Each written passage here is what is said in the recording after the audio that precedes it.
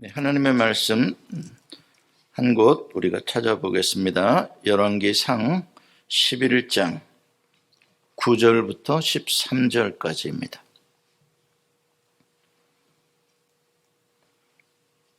구약성경 531페이지 열왕기상 11장 9절에서 13절까지 여러분과 제가 한 절씩 교대로 봉독하시겠습니다. 솔로몬이 마음을 돌려 이스라엘의 하나님 여호와를 떠남으로 여호와께서 그에게 진노하시니라. 여호와께서 일찍이 두 번이나 그에게 나타나시고 이 일에 대하여 명령하사 다른 신을 따르지 말라 하셨으나 그가 여호와의 명령을 지키지 않았으므로 여호와께서 솔로몬에게 말씀하시되 내게 이러한 일이 있었고 또 네가 내 언약과 내가 내게 명령한 법도를 지키지 아니하였으니 내가 반드시 이 나라를 네게서 빼앗아 네 신하에게 주리라. 그러나 네 아버지 다윗을 위하여 네 세대에는 이 일을 행하지 아니하고 내 아들의 손에서 빼앗으려니와 다같이 오직 내가 이 나라를 다 빼앗지 아니하고 내 종 다윗과 내가 택한 예루살렘을 위하여 한 지파를 내 아들에게 주리라 하셨더라. 아멘. 네, 이제 우리가 단일 왕국 시대가 끝나고 이제 분열 왕국 시대로 이제 오늘 들어가도록 하겠습니다. 우리가 이스라엘의 역사에 있어서 남왕국 유다와 북왕국 이스라엘로 나뉘어진 이 사건에 대해서 좀 명확하게 알 필요가 있습니다. 왜냐하면은 열왕기 상하나 역대 상하나 보면은 이제 그러한 남왕국과 북왕국의 이야기들이 계속 나오는데 이것에 대해서 우리가 정확하게 모르면 굉장히 헷갈리죠. 이게 뭐 남왕국의 스토리인지 북왕국의 스토리인지 헷갈립니다. 그리고 왜 이 나라가 이렇게 분열되게 되었는가에 대한 것도 알 필요가 있죠. 대개 왕국이 분열되게 된 시기는 정확하게는 알 수 없습니다만 그냥 여러분들 기억하기 쉽게 한 BC 주전 900년경이다 이렇게 보시면 됩니다. 900년경이다. 그때 솔로몬이 죽고 그의 아들 르호보암이 통치를 시작하면서 남북으로 분열이 됐다 이렇게 기억하면 좋고요. 그래서 북왕국은 BC 721년에 아시리아라는 제국에 의해서 멸망을 당합니다. 그럼 몇 년간 지속이 된 겁니까? 900년에서 721년을 빼면 대략 180년 정도 지속이 됐습니다. 절대 짧은 기간은 아닙니다. 그렇죠? 180년 동안이나 그 왕국이 유지되었다는 것은 그 지정학적인 그 위치로 봐서는 쉽지 않은 기간이에요. 상당 기간 그래도 버텼다 이렇게 봐지고요. 남왕국 유다는 그거보다 좀 더 오래 갑니다. 그래서 586년 혹은 587년에 바벨론에 의해서 이제 완전히 멸망당하는데 그럼 몇 년 정도 간 겁니까? 310년 내지는 320년 정도. 북왕국이 멸망하고 나서 약 100한 또 한 10년, 20년 이만큼 더 있다가 이제 남왕국도 멸망이 되는 그걸 좀 기억을 하셔야 돼요. 그래서 남왕국 유다도 그 전까지 하면은 400년 거의 한 500년 가까이를 버텨낸 사사시대까지 치면은 뭐 대단한 거죠. 거의 1000년 정도를 버텨낸 거니까 하나님의 진노가 참 오래 참으시는구나. 회개하고 돌아올 기회를 참 많이 하나님께서 베푸시는구나라는 것을 우리가 알 수가 있습니다. 자, 오늘은 어떻게 분열왕국이 시작이 되게 되었는지 제가 지난 시간에 솔로몬의 스토리를 조금 말씀을 드렸습니다만은 거기에 이어서 좀 말씀을 나누도록 하겠습니다. 그럼 믿음이라는 것은 과거형이 되면 아무 소용이 없습니다. 어떤 거는 좀 오래되면 좀 이렇게 가치가 있다 그러는데 믿음은 지나간 믿음은 아무 소용이 없습니다. 내가 왕년에 좀 믿었었지가 진짜 허망한 소리입니다. 여러분, 충성된 마음이 진짜 믿음인데 충성된다라는 것은 처음과 끝이 같다는 뜻이고, 그렇죠? 처음엔 요란하다가 나중엔 용두사미가 되는 걸 충성이라고 하지가 않아요. 여러분, 하나님에게서 우리가 찾는 성품에 있어서 매우 중요한 게 헤세드의 하나님이잖아요. 신실하신 하나님이거든요. 하나님의 이 faithfulness, 신실함은 everlasting이라는 거잖아요. 그게 하나님의 신실하심이에요. 하나님의 충성되심이에요. 그러니까 관계를 한번 가지시면 하나님 변함이 없으신 거예요. 처음이나 나중이나. 이게 하나님에게 있어서 가장 중요한 성품이고, 우리가 그 하나님의 신실하심 때문에 우리가 하나님을 신뢰하게 되는 거예요. 우리는 변해도, 우리는 연약해도 하나님 변하지 않으시니까. 그러니까 거기에 우리의 구원의 소망이 있는 이유가 바로 이 하나님의 신실하심입니다. 그래서 하나님께서 보시면 저는 참 나를 닮은 놈이다. 참 내 마음에 합하다. 그런 사람을 보면 어떤 사람이냐? 신실한 사람인 거예요.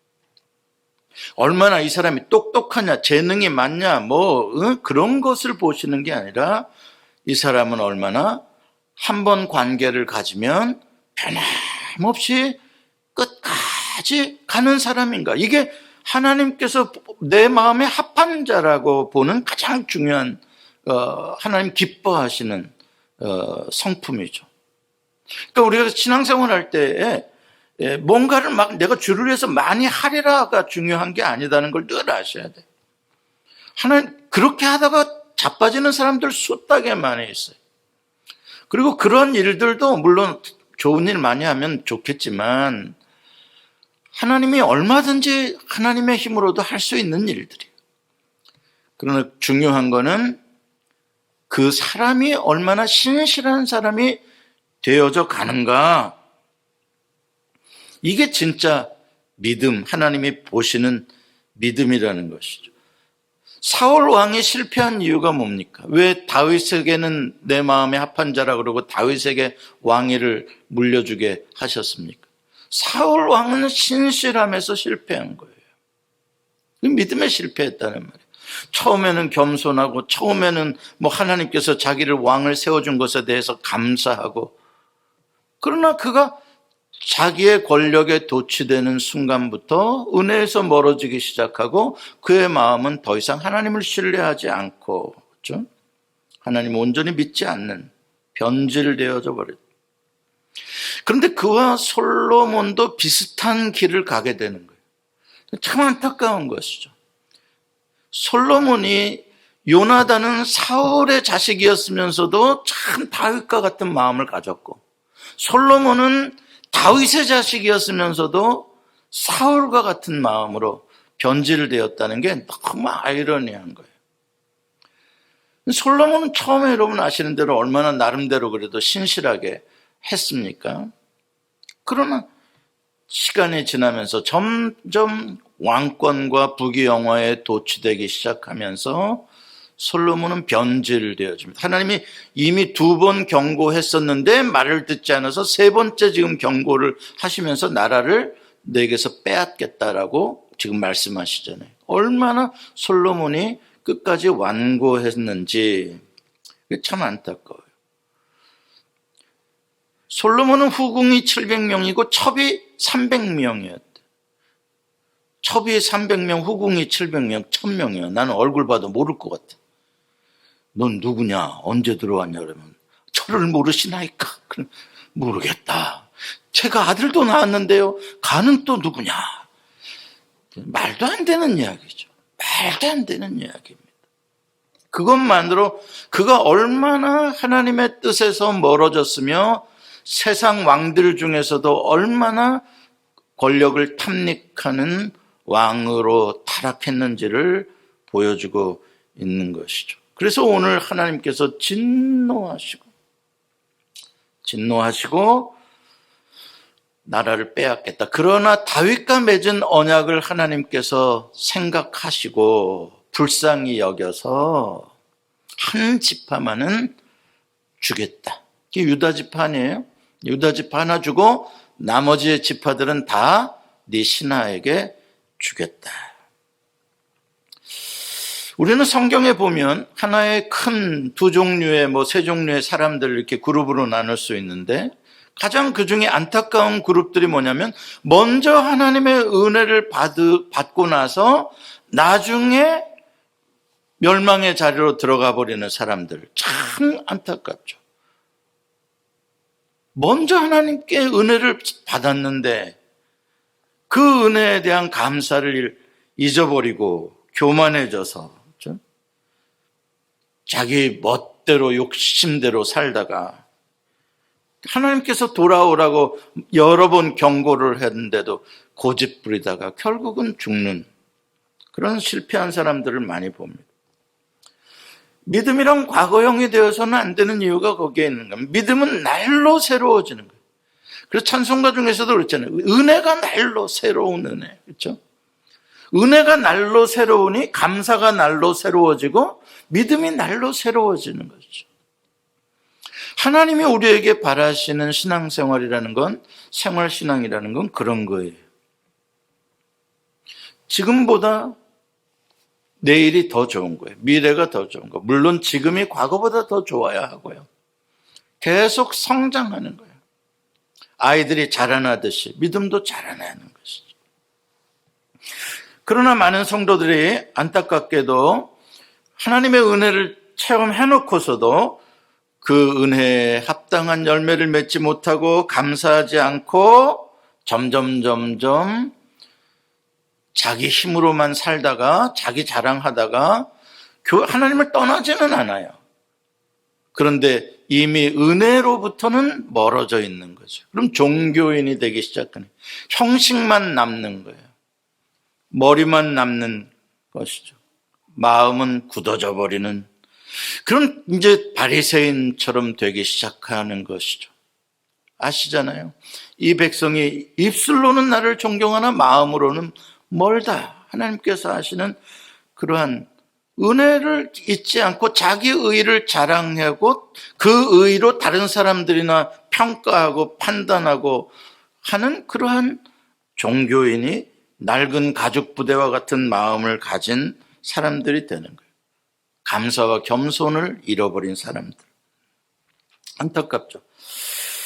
자, 솔로몬이 그렇게 변질되게 되니까 그의 통치 이제 말기에 들어가게 되면, 여러분 항상 레임덕이라 그러잖아요. 정권 말기에 있어서 오리가 다리가 저는 것처럼 아무 힘이 없는 것을 말하는데, 정권 말이 되면 언제 죽을 거니까, 그렇죠? 이제 그동안에는 그 힘에 눌려서 꼼짝도 못하던 사람들이 이제 도저히 못 참겠다 하고 이제 반항하기 시작하죠. 저항하기 시작하죠. 이제 오늘 보면 이제 이 다음에 여러분들 14절 이하에 보면은 솔로몬의 대적들이 일어나기 시작하는 스토리가 바로 연결이 됩니다. 왜냐하면 솔로몬이 이미 민심을 잃어버렸기 때문에 이러한 도적대들이 얼마든지 민심을 등에 업고 홍길동 같은 애들이, 임꺽정 같은 애들이 나오게 되어 있는 거죠. 왜냐하면 너무나 이 솔로몬과 그 일당들이 권력에 도취돼서 눈이 멀었기 때문에 백성들이 얼마나 힘들게 사는지에 대해서 하나도 관심이 없는 거예요. 그러니까 이제 왕권에 대해서 저항하는 사람들이 점점 많아졌다는 뜻입니다. 자, 솔로몬이 마지막에 그래도 애를 썼던 거는 뭔가 자기 나름대로 통합을 좀 다른 지파들까지 해보려고 하는 거예요. 그 가운데 여로보암이라는 사람을 솔로몬이 이제 중용을 하게 되는데, 여로보암이라는 아주 젊은 장군이 있는 거예요. 에브라임 출신, 여호수아와 같은 지파죠. 똑똑하고 리더십이 있고 용감하고, 그러니까 이제 여로보암을 발탁을 해가지고 므낫세 지파와 에브라임 지파를 다스리는, 그러니까 굉장히 높은 지위를 준 거죠. 그런데 문제는 뭐냐면 어느 날 아히야라는 선지자가, 아히야, 잘 모르는 선지자 이름이죠. 그러니까 지금 이 아히야라는 선지자의 이름이 잘 모를 시대가 되었다라는 게 지금 비극인 거예요. 솔로몬 다윗 때에 나단 선지자가 그래도 다윗을 회개하게 만든 이후로 나단 선지자도 나중에 시간이 지나면서 점점 궁중의 어용 선지자로서 그 역할을 제대로 감당을 못해요. 그리고 아예 솔로몬 때는 선지자가 없어요. 그러니까 솔로몬이 잘못하는 정책들에 대해서 선지자가 강력하게 하나님의 메시지를 외쳐줬어야 되는데 전혀 없는 거예요. 그때 하나 있는 선지자가 아히야예요. 근데 거의 중앙 무대에서 등장도 못 해보는 선지자라고요. 무슨 말이에요? 그만큼 무시당한 거죠. 근데 하나님 여호와의 말씀이 아히야의 선지자에게 임하는 거죠. 그래서 여로보암에게 하나님께서 10지파를 주어서 그 왕국을 세워주시겠다라는 하나님의 예언의 말씀을 전해주게 되고, 솔로몬이 그것을 알게 되었어요. 그러면 어떻게 돼요? 바로 아히야는 역적이 되는 것이죠. 그래서 아히야를 죽이려고, 아히야가 아니라 여로보암을 죽이려고 하는 거죠. 왕이 될 사람이라고 예언을 받았으니. 그래서 여로보암을 죽이려고 그러니까 여로보암이 어쩔 수 없이 애굽으로 정치적인 망명을 하고 도망을 가게 됩니다. 자, 그 사이에 이제 솔로몬은 죽고 그의 아들 르호보암이 왕위에 오르게 됩니다. 르호보암이 왕위에 오르면서 언제나 이 유다 지파에서 왕위가 오를 때는 항상 뭔가 이 출발선상에서의 위크 포인트가 이 나머지 지파들이 얼마나 인정하는가가 그게 이제 항상 위크 포인트거든요. 그래서 이제 르호보암이 솔로몬을 이어서 왕위에 오르게 되면서 세겜이라는 데, 약간 북쪽이죠. 세겜 아시잖아요. 세겜성 아시죠? 수가성과 같은 곳이에요. 북쪽에 있는. 거기에 모든 북쪽에 있는 10지파들을 다 모은 거예요. 그래서 모든 지파들이 거기에 다 모여서 르호보암의 왕위 위임식을 다 이제 참여해서 하게 하는 거예요. 그럼 무슨 의미겠어요?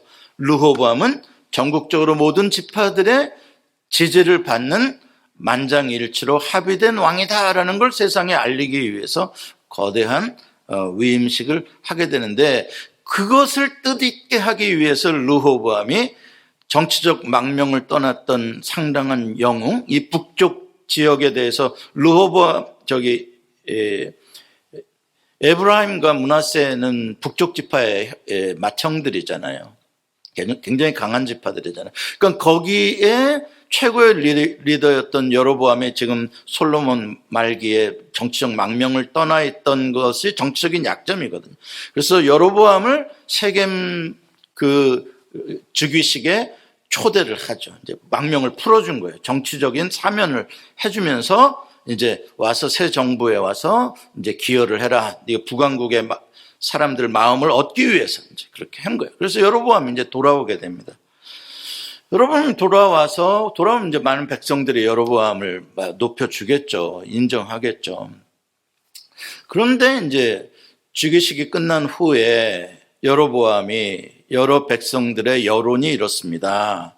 그러면서 백성들의 리더들과 함께 새로 왕이 된 르호보암에게 상소를 하게 되었죠. 상소의 내용인즉슨 당신 아버지 솔로몬 때에 너무나 많은 세금과 강제 노역으로 인해서 백성들의 삶이 원망이 많고 삶이 너무나 지금 곤고해졌다. 그러니 당신이 이제 새로 왕이 되었으니까 저들의 멍에를 좀 가볍게 해주는 정책을 쓰면 백성들이 당신에 대해서 고마움을 느낄 거다. 그리고 또 떠났던 민심이 돌아오게 될 거다. 진짜 참 바른, 정확하게 시대와 상황을 보는 바른 충언을 한 거죠. 그러니까 그 소리를 듣고 르호보암이 대답을 안 하고 내가 3일만 더 생각을 하고 어떻게 할지 말을 해주마 하고 3일 동안 뭐를 하냐 그랬더니 3일 동안 훈구 대신들 미팅을 하는 거예요. 훈구 대신이라는 게 누구예요? 솔로몬과 함께 나라를 세웠던, 솔로몬을 따르던, 솔로몬 밑에서 부귀영화를 누렸던 그 기득권 권력층들이죠. 이제 그 자녀들이 이제 올라갔겠죠. 이제 그들은 훈구 대신이고 뒷방으로 이제 물러나고 그들의 정치적 파워를 그대로 유지하고 싶은 사람들입니다. 그 훈구 대신들한테 물으니까 훈구 대신은 뭐라고 르호보암에게 어드바이스를 하냐면 왕이시여, 저들의 말을 지금 들어주었다가 당신이 이제 백성들과 저런 여로보암 같은 저런 친구들의 그러한 주장에 휘둘리기 시작하면 당신의 왕권은 급속하게 흔들리게 될 거다. 그러니까 이번 기회에 누가 왕인지, 누가 권력을 가지고 있는 사람인지 똑똑하게 저들에게 인식을 심어줘야 된다. 응? 솔로몬보다 더 위대하고 강한 왕이 르호보암이다라는 걸 보여줘라. 그래서 저들을 더 무겁게 다스려라. 이렇게 이야기를 하는 거예요. 그러니까 르호보암이 막 엄청난 걸 깨달은 것 같은 거예요. 맞아. 큰일 날 뻔했다. 그네들 말 들었다가 큰일 날 뻔했다. 역시 정치를 오래 하신 어르신들이 역시 맞는 말씀이야. 그러고서는 이제 3일 후에 르호보암과 백성들에게 가서 뭐라 그러냐면, 제가 요약하자면 줄여서 말할게요. 시간이 없으니까.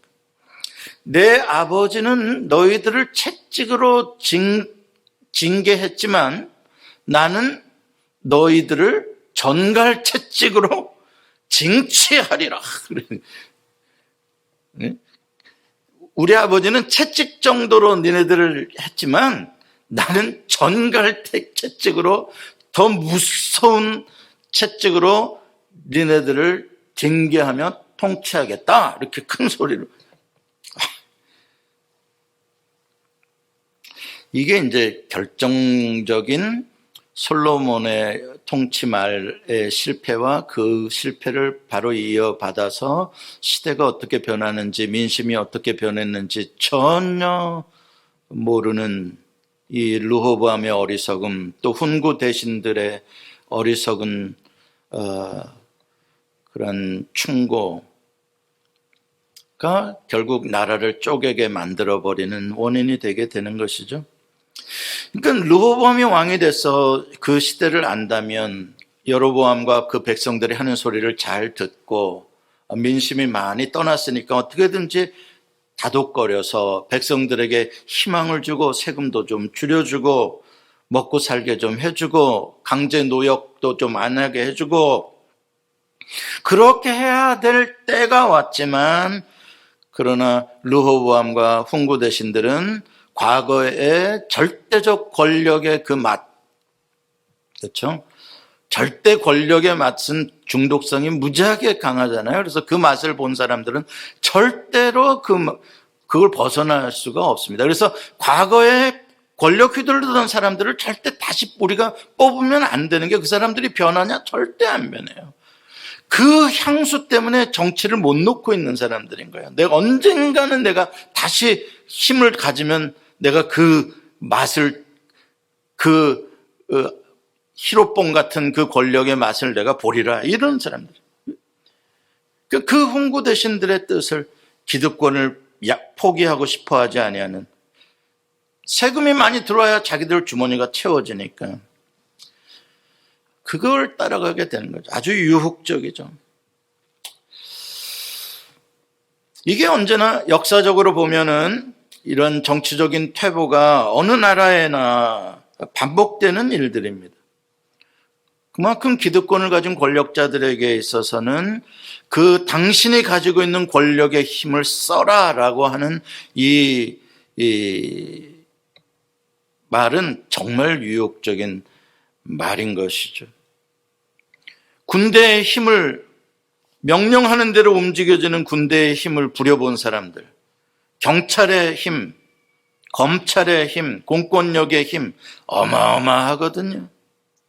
그걸 딱 발휘하면 꼼짝도 못하게 딱 되어지는, 목줄 탁, 인사권 탁 쥐어잡고 너 파이어야 딱 하면 그 대단하거든요. 그 밑에 굽신굽신 거리는 거, 그걸 한번 보게 되면 그거 놓고 싶지 않은 거죠. 결국 그거는 조만간 시간이 지나 보면 얼마나 어리석은 짓이었는지 땅을 치며 후회하게 되는 일들입니다. 민심이 천심이다라는 건 언제나 진리입니다. 왜냐하면 어떻게 민심이 천심이냐 그러는데, 하나님은 이 땅에 힘없고 가난한 자들을 위하여 존재하십니다. 그들의 편이십니다. 우리는 하나님 부자에게나 가난한 자에게나 공평하리라고 생각하죠. 아니요, 공평하지 않습니다. 공평하면 가난한 자들이 힘이 없게요. 부자는 이미 힘이 셉니다. 가난한 자들은 약합니다. 그래서 약한 자들의 힘이 되어주시는 게 하나님이십니다. 우리는 그 원리를 알아야 돼요. 그나마 하나님이 약한 자들을 긍휼히 여기시고 불쌍히 여겨 주시기 때문에 부자들과 권력자들로부터 그들이 보호되어지는 것이죠. 그걸 우리가 알아야 돼요. 그러니까 하나님께서 왕정을 하고 정치를 하는 사람들에게 바라시는 게 뭐겠어요? 부자들, 똑똑하고 잘난 사람들은 어떻게 보면 그들의 능력으로 살아요. 그 사람들은 능력이 있으니까. 그러나 약하고 많이 배우지도 못하고 학도 가문도 약하고 이런 사람들은 국가가 웰페어를 해주지 않으면, 보호해주지 않으면, 국가가 적절한 의료나 학업이나 아니면 푸드 스탬프나 국가가 그들을 해주지 않으면 안 되거든요. 하나님 그걸 하기를 원하시는 거예요. 통치자들이 하나님의 뜻대로 통치하려면 항상 그거를 염두에 둬야 돼요. 항상 가난한 자들, 평균 이하의 사람들이 지금 먹고 살만한가?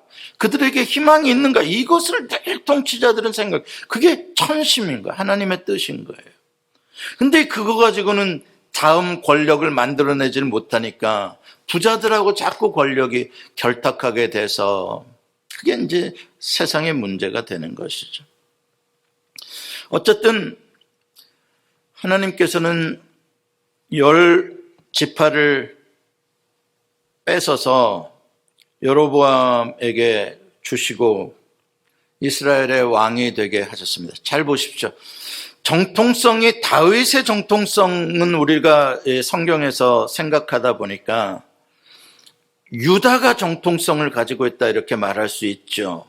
그렇죠. 그건 디비딕 커버넌트에 의해서 다윗 언약에 있어서 그 정통성, 언약의 정통성은 거기 유다에게 있는 건 맞아요. 그런데 나라의 이름을 보십시오.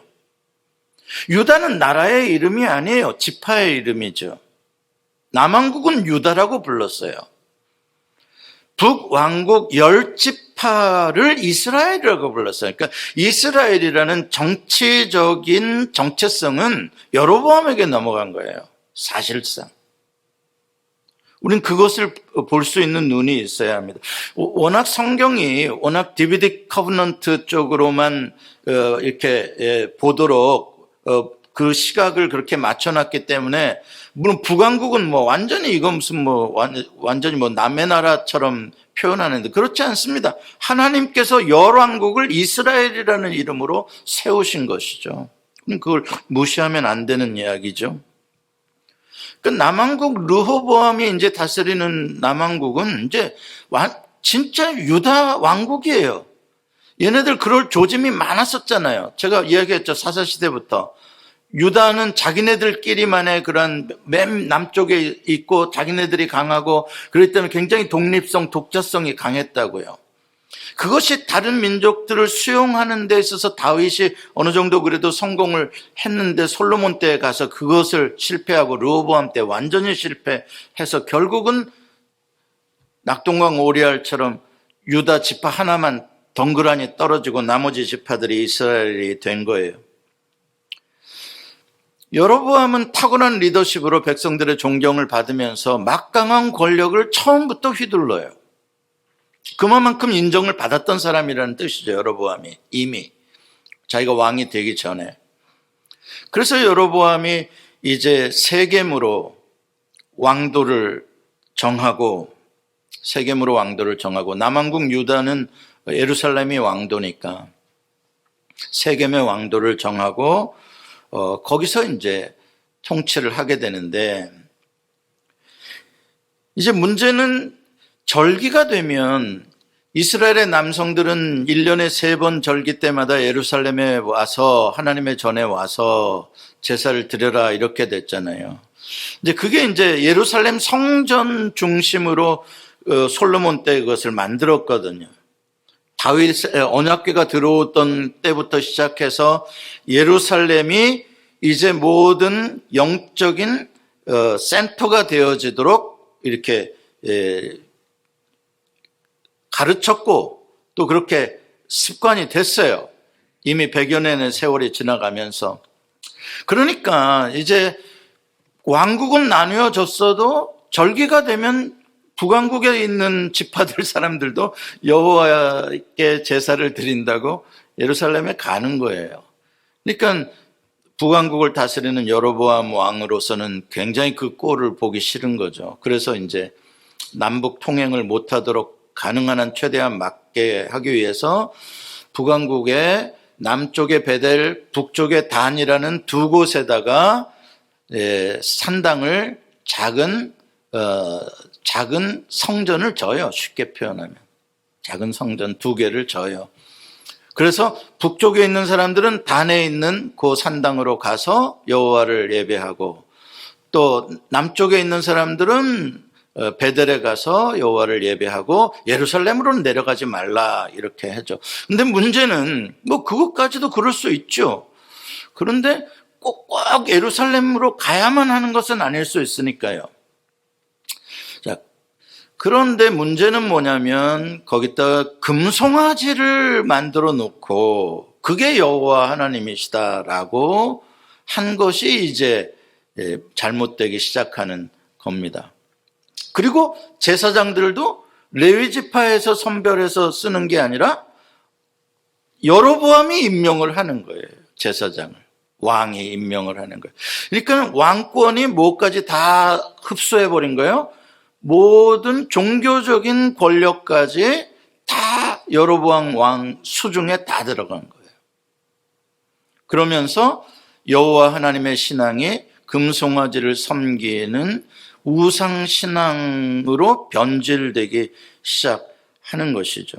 이게 이제 심각한 북왕국의 출발부터 하나님의 말씀에서 너무 많이 떠나고 영적으로 심각한 오류를 가진 것, 이게 지금 이제 북왕국은 앞으로 여로보암부터 이러니 앞으로 어떻게 될까를 타락을 예고하고 있는 것이죠. 자, 그래서 이제 북왕국의 스토리가 잠시 나오게 되는데, 여로보암 이후에 그 자식들은 전부 다 악해요. 다 여호와 보시기에 악을 행해. 그래서 빨리 다 죽어요. 그러다가 이제 오므리라는 사람이 등장을 하게 되는 거죠. 그래서 이제 결국은 여로보암 왕조가 더 이상 왕을 세우지 못하고 오므리가 이제 새로운 왕조를 열게 되어지는 거죠. 그래서 오므리는 사마리아의 매우 유력자였어요. 그래서 굉장한 부자였고요. 사마리아 땅을 많이 소유한 사람이었고요. 그래서 이제 그 오므리가 자기가 가지고 있는 재산들로 사마리아에 이제 도성을 옮기죠. 세겜에서 사마리아로. 그러면서 이제 궁궐도 더 멋있게 짓고, 이제 자기가 돈이 많으니까 그렇게 이제 더 왕권을 더 강화시키는 그런 작업을 하게 됩니다. 그리고 이 오므리는 그런 재산을 땅을 통해서만 불린 게 아니라 이런 장사를 통해서 재산을 많이 불렸는데 그 이제 시돈 왕과의 그런 교제가 있었던 거예요. 오므리가 시돈 왕, 두로와 시돈이라고 왜 지중해에 있는 해변에 있는 나라들이잖아요. 지금의 레바논 같은 베이루트 그 폭파 사건 났던 그런 항구 같은 곳들이 세계적인 무역항들이잖아요. 페니키아 상인 나오는 여러분 역사에서 들어보셨잖아요. 그 페니키아. 거기가 이제 시돈인데 거기를 오므리는 잘 교제를 하고 친분이 있었고 그래서 자기가 왕이 된 후에 왕세자비를 뽑는데 시돈 왕의 딸 공주 이세벨을 자기의 며느리로 자기 아들 아합의 아내로 맞아들이게 되는 거죠. 그래서 이제 혼인 동맹을 시돈과 맺게 되면서 시돈 쪽에 있는 무역 항구를 완전히 함께 공유하게 되고 세계적인 무역에 이 오므리 왕조가 적극적으로 참여를 하게 되는 거죠. 그래서 굉장히 돈을 많이 벌게 되어지는 거예요. 그런데 이제 문제는 이세벨이라는 이 공주가 시돈이라는 나라는 헤드쿼터예요. 뭐가 헤드쿼터냐? 바알 산당에 있어서 바알을 섬기는 데에 있어서의 본부예요. 거기가 바알의 가장 고향 땅이 시돈이에요. 그러니까는 시돈이라는 나라의 국교는 바알교예요. 그리고 이 이세벨이라는 공주가 그 바알교를 극렬하게 섬기는 전도자예요. 쉽게 이야기하면. 그 정도로 이세벨이 그랬던 여자인 거죠. 그래서 이 북왕국으로 시집을 와가지고 이 이세벨은 한마디로 말해서 영적으로 이 북왕국 여호와 하나님이라는 신을 섬기는 이 나라를 영적으로 시도나이즈 하겠다는 거예요. 그래서 바알교로 다 바꾸어서 시돈으로 흡수해버리는 거예요. 그냥 이 나라를. 그러니까 굉장한 그 비전을 가지고 이 이세벨이라는 여자가 자기 아버지의 뒷배를 가지고 막강한 힘을 발휘하게 됐죠. 그래서 아합은 어찌 보면 이세벨의 꼭두각시 노릇밖에 못하는 그런 상황이 되었습니다.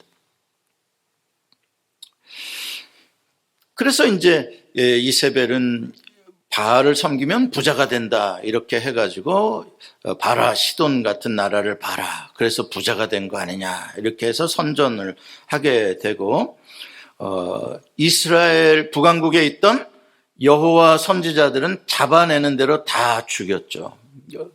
아주 어마어마한 학살을 저질렀습니다. 적극적으로 여호와 하나님을 섬기지 못하게. 그리고 바알과 아세라 선지자들을 막 육성을 신학교를 만들어서 바알 신학교, 아세라 신학교 만들어서 막 거기 전도자들을 막 엄청 육성하고 국가에서 그 사람들에게 먹을 거를 다 주고 그 뒷배를 밀어주는 그런 완전히 국가적으로 정책적으로 육성을 하게 되는 거죠.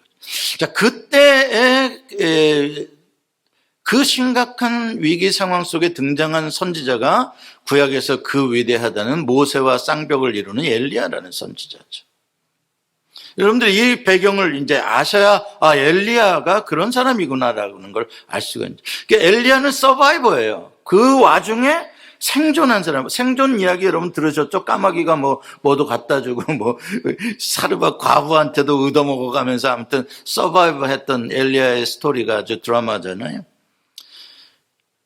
그 엘리야도 오랫동안 그 이세벨의 칼날을 피해서 숨어서 살아야 했는데 그때 이제 여호와 하나님께서 이 화를 진노하시고 3년 반 동안 비를 내리지 않으셨죠. 그래서 이제 흉년이 들게 되니까 이제 민심이 여러분 3년 흉년에 민심은 견디지 못하는 거죠. 그렇게 되면은.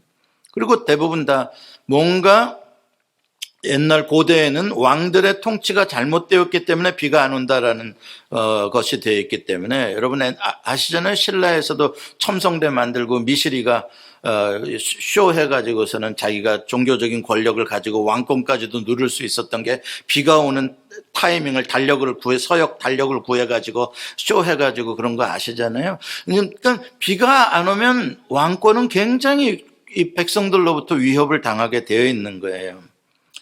자, 그러한 가운데에 이제 바알은 정치적으로 이제 이걸 피해가야 되는 거예요. 백성들의 이 원성을, 여러분 항상 경제적으로 어려움이 오게 되면 이 정권을 가진 사람들은 이 백성들이 막 아우성되고 못 살겠다 그러고 자살을 하고 막 이렇게 되면 이것에 대한 책임을 전가할 뭔가가 있어야 되는 거예요. 스케이프고트이 있어야 되는 거예요. 자, 그거를 이제 뭘로 생각했냐면 아합과 이세벨은 이 문제를 여호와 하나님을 섬기는 이 엘리야 저놈 때문에, 그렇죠? 저놈 때문에 지금 비가 안 오고 있다. 그래서 엘리야와 여호와 하나님을 섬기는 선지자들을 박멸하고 그들을 스케이프고트로 삼아서 이제 이 정치적인 위기를 좀 타개하려고 하기 위해서 갈멜산에서의 큰 이 종교적인 컨퍼런스를 소집을 하게 되어지는 거예요. 갈멜산이라는 것은 여러분 아시는 대로 이스라엘 북서쪽 대서양이 바르다 보이는 무깃도라고 하는 곳, 아마겟돈이라고 하는 그 지역입니다. 오른쪽 동쪽에는 이스라엘이라는 아주 평야가 좋은 땅이 펼쳐져 있는 아주 높은 산이죠. 그래서 이 갈멜산은 그 팔레스타인 지역 일대에서 가장 영험한 산. 그렇죠? 저쪽 시내산 쪽에서는 시내산, 호렙산이 영험하다 그런다면 이 북쪽에서는 갈멜산이 제일 영험한 산입니다. 여러분 지금도 성지순례 가보면 갈멜산에는 별의별 신을 섬기는 그러한 스팟들이, 재단들이 막 산 전체에 널려 있어요. 갈멜산에 가보면은. 그러니까 거기에서 이제 다 불러낸 거예요. 여호와를 섬기는 선지자들 다 와라. 그래서 대결을 하자. 진짜 누가 참신이고 무엇 때문에 비가 안 오게 바알이 노했는지 이제 보자. 대결을 하자. 그게 이제 갈멜산에서 제단을 쌓고 불을 내리게 하는 그 대회를 연 겁니다. 근데 여호와를 섬기는 선지자들이 겁나가지고 없기도 없고 많이 잡아 죽여서 없기도 없고 겁나가지고 안 나타나고 엘리야 혼자 탁 나타난 거예요. 근데 상대방은 바알과 아세라 선지자는 몇 명이 나타났다고요? 기본이 850이야 걔네들은. 엄청난 숫자입니다. 850명의 선지자가 나타났다는 건 한 명에 비해서요. 말도 안 되는 것이죠. 이제 거기서 보나마나 엘리야는 이제 메가리도 없이 그 850명의 기 앞에 그냥 그렇게 되겠죠. 그러면 그냥 저놈 때문에 이렇게 바알신이 노해서 비가 안 왔던 것이다. 저놈을 죽여라. 그러면 그냥 깨끗하게 정적을 없애버릴 수 있고 백성들의 원망도 거기다 다 뒤집어 씌울 수 있는 그러한 그림을 그렸던 것이죠. 정교 집회를 개최했어요. 바알과 아세라 선지자, 이세벨과 아합, 바알이 진짜 신인이라고 믿었죠. 그러니까 불 내려줄 거라고 믿었어요. 그러니까 그런 대회를 열었죠. 그래 이제 불을 내려달라고 바알이여 불을 내리소서 이제 850명이 이제 외치기 시작하는 거예요. 어떻게 외쳤을까요? 그 장면을 한번 생각해 보세요. 단을 쌓아놓고 단위를 돌면서 몇 명이요? 850명이. 우와차차 우와차차 벌벌 불불 쿵쿵쿵쿵 장관이죠. 장관이에요. 그런 종교적인 퍼포먼스와 쇼를 850명이 펼치는 와 거대한 어마어마한 부흥회가 열린 겁니다. 그 갈멜산에서 막 산이 들썩 땅이 흔들 그들이 바리어 소리를 치면 막 백성들은 옆에서 구경하다가 막 심장이 벌렁벌렁거리고 막 불이 막 지금 막 내릴 것 같고 막 진짜 막 와 안 봐도 좀 본 것처럼 좀 감동 좀 해봐죠. 그냥 갈멜산에서 뭐 850명 다 죽였대 뭐. 그냥 그렇게 보지 말고 한번 상황이 어땠을지 한번 상상을 해보시라고. 바알이 진짜 신이지. 850명이 막 열성적으로 외치고 찬송하고 바알 찬송 부르고 막 불렀어 막 하는 막 은혜 충만이지. 백성들이 나도 바알교 믿을래 막. 너무 감동이지. 근데 다 좋은데 불은 안 내리네. 이게 문제인 거죠. 뭐 감동도 있고 외침도 있고 막 땅도 흔들리고 막 메아리가 산골짜기에 울려 퍼지고 막 와 어마어마한 성령의 영적인 역사가 막 일어날 것 같은데 실제로는 꽝이네. 이걸 잘 여러분들이 상상을 해보시라고요.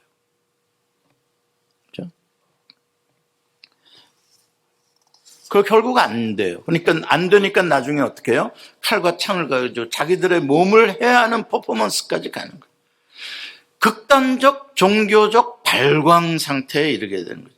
이거는 자기들은 믿음이라고 생각하고 하는 거예요. 어마어마한 믿음. 자기를 해야 할 수준까지 우리는 요 작은 바늘 하나로도 못 찌르는데 자기를 그렇게 해야 할 만큼의 강한 확신을 가지고 바알 불을 내려달라고 850명이 부르짖는 거예요. 와. 그러나 가짜 신인데 당신들 잘못 믿고 있는 건데 그렇게 되면 어떻게 되는 거예요? 발악이죠. 믿음이 아니라. 여러분도 지금도 기독교의 간판을 걸어놓고 그런 집단들 중에서 갈멜산에 이 바알 아세라 선지자들처럼 수백 명, 수천 명씩 모여서 미친 듯이 버쩍버쩍 뛰면서 주문을 외우면서 앞에서 이 목사라는 사람들은 주문을 외우는 바알 선창하는 사람들이에요. 구호 외쳐주는 거예요. 불러 성령께서 불러. 누구 흉내내는 거야. 요새 자꾸 그런 유튜브가 저한테 올라와. 이게 뭐 하는 여잔가? 미친 여잔가? 그런데 막 사람들이 막 버쩍버쩍 막 뛰고 난리가 성령의 기적이 막 엄청난 일이 일어났다는 거 막 난리가 나는 거야. 그리고 조회수가 막 수십만 조회수가 나오고. 바알교거든. 바알교로 변해. 신사도주의들 바알교로 변화가고 있는 지금의 이 심각한 영적인 타락의 현장들, 이 혼탁한 갈멜산의 영적인 혼탁성들이 지금 지배하고 점점 지배하고 있는 거예요. 막 뭐가 되는 것 같죠? 막 펄쩍펄쩍 뛰고 막 성령 불 막 뛰고 막 똑같은 찬송 막 100번씩 부르고 막 뛰고 되는 것 같죠? 주님 그걸로 판단하시는 게 아니에요. 네 삶의 열매를 보는 거죠. 무슨 소리예요? 얼마나 거룩해졌는가. 그에 반해서 엘리야는 이제 맨 마지막에 자기 차례가 와가지고 엘리야는 뭐라 그래요? 여호와여 내게 응답하소서. 내게 응답하소서. 이 백성에게 주 여호와가 하나님이신 것과 주는 그들의 마음을 되돌이키시는 분을 알게 하옵소서. 하나님 향해서 기도. 딱 하나님을 향해서 기도 한마디 딱 하니까 딱 제가 시간을 그때 재봤더니 딱 2분 걸리더라고요. 엘리야 기도하는데. 얘네들은 12시간 동안 뛰었는데 아무 소리도 없는 엘리야 딱 2분 기도. 불이 하늘에 할렐루야. 그거 뭐 요란 안 떨어도 기도하면 하나님이 불 내리시면 될 거 아니에요. 누구 위해서 버쩍버쩍 뛰는 거예요? 그게 다 거짓 종교들의 그런 사람들의 마음을 흔들고 감정적으로 막 뛰게 만들고 그것이 힐링이고 막 그게 뭔가 역사가 일어나는 것처럼 보이는 종교적인 쇼들 아니에요. 그게 갈멜산의 쇼죠. 그래서 저는 갈멜산 기도원 안 가요. 종교적인 쇼하는데. 미안합니다. 그 갈멜산을 말하는 게 아니라 제가 농담으로 하는 거예요. 괜히 또 갈멜산 기도원 쪽 사람들이 또 저한테 쑥 걸겠다. 그래서 이제 거기서 엘리야가 850명을, 왜냐면 밀란이 일어난 거예요. 백성들이 하나님이 진짜 하나님이시네, 이놈들이 그동안 우리를 속여먹었던 놈들이네 하고서는 그냥 백성들이 칼을 들고 그냥 죽인 거예요. 엘리야 혼자 850명 죽인 게 아니라 백성들이, 이놈들 때문에 우리가 3년 반 동안 그 기근이 들어서 우리 자식이 못 먹고 이렇게 우리가 힘들었구만, 이놈들 다 사기꾼 놈들. 그렇죠? 밀란이 일어난 거예요. 그 자리에서 정치적으로 엄청난 데미지를 입은 거죠. 아합은. 그래 아합은 완전히 꽁지 빠지게 토끼는 거예요. 이스라엘 자기 별장으로. 그 소리를 이제 이세벨이 듣고, 이거 이대로 놔뒀다가는 완전히 이제 우리는 정치적으로 너무나 힘들어진다. 빨리 이 엘리야, 이 백성들을 선동한 이 엘리야, 이놈을 빨리 잡아 죽여야 된다. 공개 수배령 내렸잖아요. 엘리야 잡는 자에게 2천만 불의 현상금을 주노라. 진짜 그런 게 있는 줄 또 알고 그러면 안 돼요. 엘리야 어디 갈 데가 없는 거야. 엘리야 잡아오면은 3대 어마어마한 걸 해준다고 현상금이 붙었으니까 어디를 가서 사르밧 과부한테도 못 봐, 이제. 엘리야 보면 무조건 신고하면 완전히 대박 난 거야. 그러니까 엘리야가 어디로 도망쳐요? 저 남쪽 끝. 남왕국에서도 끝, 북왕국에 있던 사람이 거기까지 도망치잖아요. 거기서 하나님이 엘리야를 불쌍히 여겨서 거의 다 죽어가는 놈을 살려서 다시 하나님이 북왕국으로 되돌려 보내서, 그래서 이제 하나님이 그 다음에 얘네들 망하니까, 아합, 이세벨 얘네들 망하게 돼 있으니까 그 다음 왕 세울 준비나 너는 가서 해라. 내가 아직 바알에게 무릎 꿇지 않는 7,000명을 남겨놨으니까 넌 자식아 나 혼자만 이런다고 하지 말고 끝까지 해라. 그러고선 엘리야를 보내잖아요. 그 다음에 이제 아합은 이제 아람과의 전쟁에서 죽어요. 아시죠? 우연히 쏜 화살이 하필이면 아합 왕을 맞춰가지고 아합이 병거에서 피를 흘리다가 죽어요. 그리고 이세벨도 죽임을 당하게 되고, 그 다음에 이제 그 대가 완전히 끊어지면서 오므리 왕조 끝나고 예후라는 사람이 이제 새 왕조를 열게 되어집니다. 그러나 예후 이후에도 별 볼 일 없고 그 다음에 등장하는 그런 대로 좀 괜찮은 왕이 여로보암 2세라는 왕이 이제 등장을 하게 됩니다. 이 여로보암 2세가 등장을 하게 되면서 이제 820년 이후 이제 780년 이후 이제 등장하면서 나라가 굉장히 부강해져요. 여로보암 2세 때가 되면 진짜 상하궁전에 살 정도로 굉장히 부유해지게 됩니다.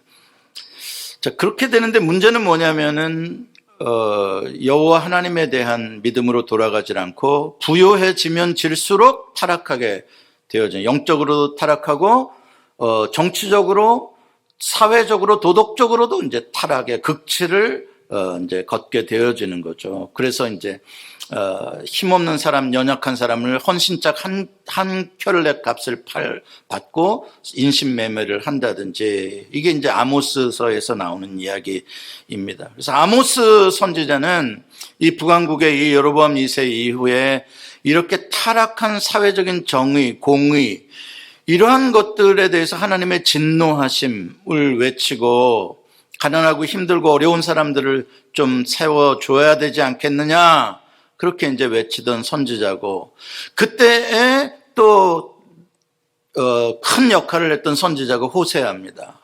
호세아는 좀 영적으로 하나님의 마음을 좀 읽어라. 하나님께서 너희들이 영적으로 음행을 한 고멜과 같은 짓거리를 지금 하고 있어서 하나님이 이렇게 지금 아파하시니까 하나님께로 돌아가서 하나님께 순결을 바쳐야 그 참된 하나님의 아내의 나라가 되지 않겠느냐 외쳤던 게 이제 호세아 선지자입니다.